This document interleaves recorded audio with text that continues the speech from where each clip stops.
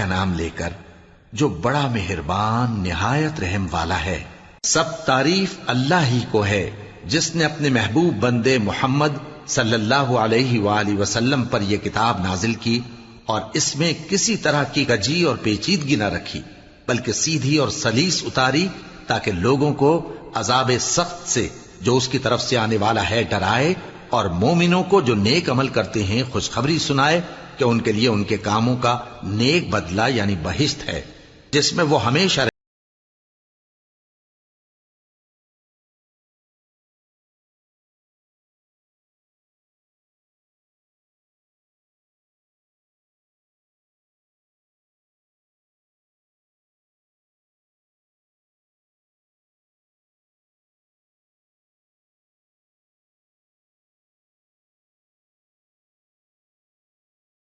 رائے جو کہتے ہیں کہ اللہ نے کسی کو بیٹا بنا لیا ہے،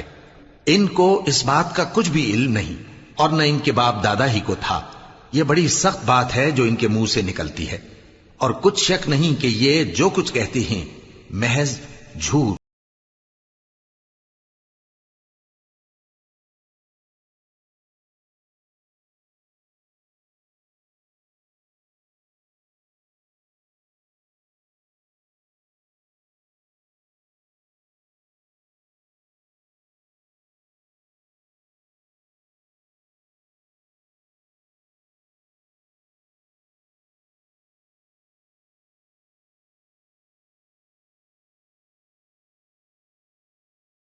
اگر یہ اس کلام پر ایمان نہ لائیں تو شاید تم ان کے پیچھے رنج کر کر کے اپنے تئیں ہلاک کر دو گے۔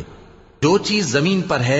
ہم نے اس کو زمین کے لیے زینت بنایا ہے تاکہ لوگوں کی آزمائش کریں کہ ان میں کون اچھے عمل کرنے والا ہے،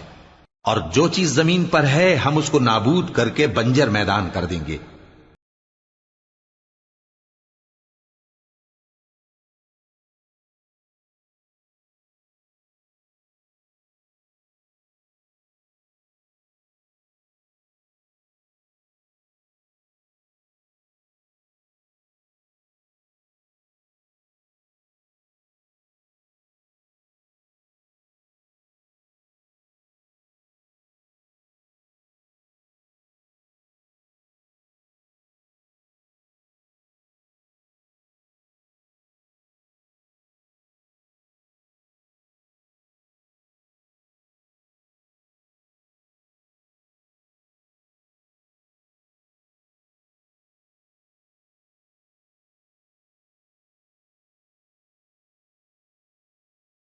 غار اور لوح والے ہماری نشانیوں میں سے عجیب تھے۔ جب وہ نوجوان غار میں جا رہے تو کہنے لگے کہ اے ہمارے پروردگار، ہم پر اپنے ہاں سے رحمت نازل فرما اور ہمارے کام میں درستی کے سامان مہیا کر۔ تو ہم نے غار میں کئی سال تک ان کے کانوں پر نیند کا پردہ ڈالے رکھا، یعنی ان کو سلائے رکھا،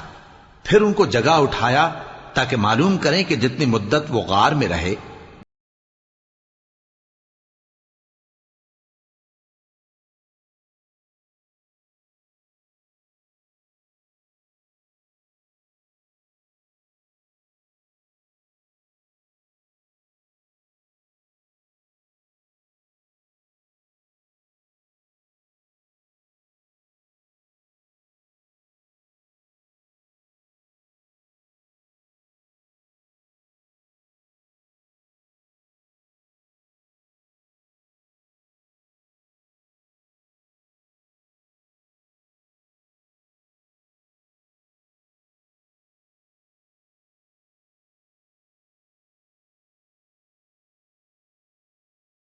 بیان کرتے ہیں۔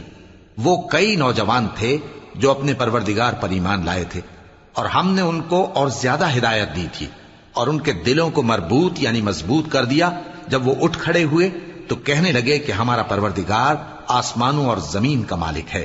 ہم اس کے سوا کسی کو معبود سمجھ کر نہ پکاریں گے۔ اگر ایسا کیا تو اس وقت ہم نے بے عقلی کی بات کی